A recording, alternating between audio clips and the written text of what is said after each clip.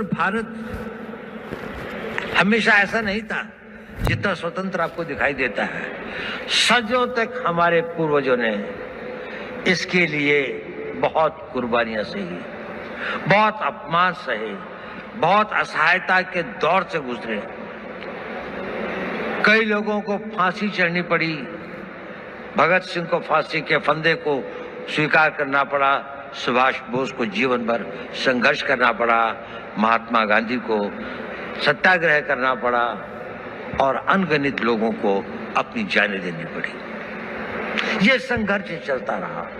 हमारे गांव जले, हमारी सिविलाइजेशन को समाप्त किया गया, हमारे मंदिरों को लूटा गया और हम एक मूक दर्शक की तरह असहाय होकर इसको देखते रहे। यह इतिहास हमें एक चुनौती देता है कि ये उस भारत का आज हर युवक के अंदर वो आग होनी चाहिए कि मैं, प्रतिशोध शब्द अच्छा तो नहीं है, लेकिन प्रतिशोध भी अपने में एक बड़ी भारी शक्ति होती है। हमें अपने इतिहास का प्रतिशोध लेना है।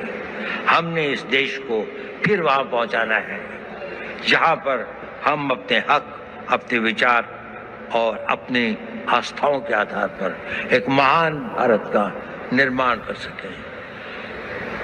हमारी एक बड़ी विकसित सभ्यता थी। हमने किसी के मंदिर नहीं तोड़े, हमने कहीं जाकर लूटा नहीं, हमने किसी बाहर के लोगों के ऊपर आक्रमण नहीं किया, जबकि सारी दुनिया बहुत पिछड़ी थी।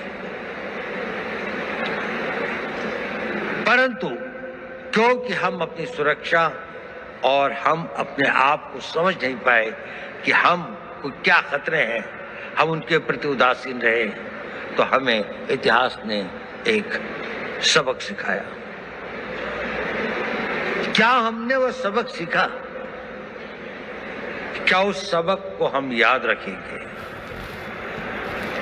अगर आने वाली पीढ़ियां उस सबक को भूल जाएंगी तो ये इस देश का सबसे बड़ा ट्रेजेडी होगी। सेंट पीटर्सबर्ग के अंदर में एक बहुत बूढ़ा रवि रहता था, यू। वहां का जो बिशप था वो दोनों बहुत दोस्त थे।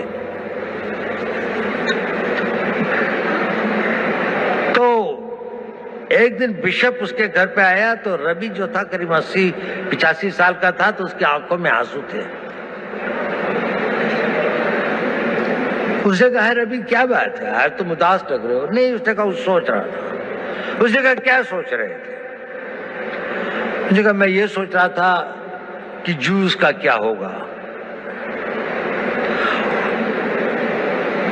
उसने कहा देखो, पिछले 2000 सालों से तुम संघर्ष कर रहे हो, 2000 सालों से यात्राएं सह रहे हो, 2000 सालों से तुम्हारे ऊपर इतनी अधिक हुई प्रोग्राम थे दुनिया में, क्या तुम्हें इस बात का रोना आ रहा है? उसने कहा नहीं, मुझे इस बात का रोना नहीं आ रहा। मेरे विचार में यह ख्याल आया कि इन हजारों सालों तक संघर्ष की जिस परंपरा से, जिस आग को जिंदा रखा है, कहीं आने वाली पीढ़ियां इसको भूल तो नहीं जाएंगी, और भूल तो नहीं जाएंगी कि हमें अपने आप को फिर से शक्तिशाली बनाना है, अपनी रक्षा करनी है। ये भाव था, ये बड़ा पावरफुल सेंटिमेंट है और हमें अपने उस सेंटिमेंट से ही प्रेरित होना चाहिए।